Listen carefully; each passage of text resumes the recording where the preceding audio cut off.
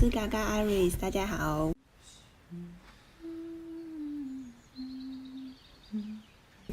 今天旧金山呢非常的冷，大概才10几度而已。听说就是台北今天大概有快20度，让我觉得好羡慕。刚刚和就是家人有视讯过，然后呢，现在已经是晚上了，就是天色就是已晚这样，对，没错。然后我今天就一整天就是都宅在家里当宅女，还配上这个宅宅的眼镜，那就是在这种雨天的天气呢，就是我平常最喜欢做的事就是画画。然后前阵子有在画那种就是插图啊，想要出自己的贴图之类的。然后今天呢，想来做的事情就是画水彩。水彩其实真的就有点难，可是就是我觉得画水彩的时候是很放松的事情，所以今天我们就来画水彩吧。Let's go。OK， 那我们现在就开始来画水彩咯。画水彩之前，我想要特别介绍一下这是我最好的朋友，就叫黄孝廷，送我的那时候来美国的鉴别礼。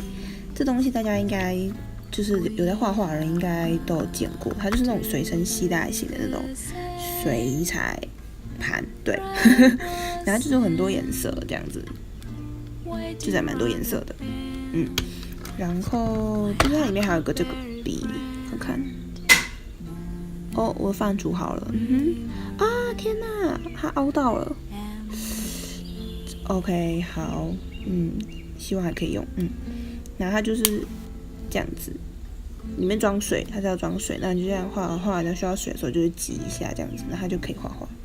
对，可是我今天应该不会用它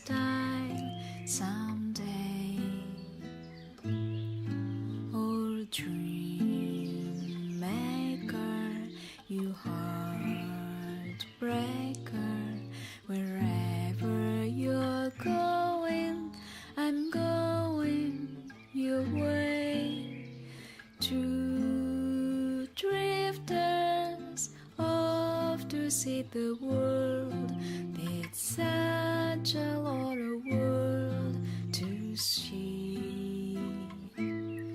We have to the same rainbow sound, waiting round the bend.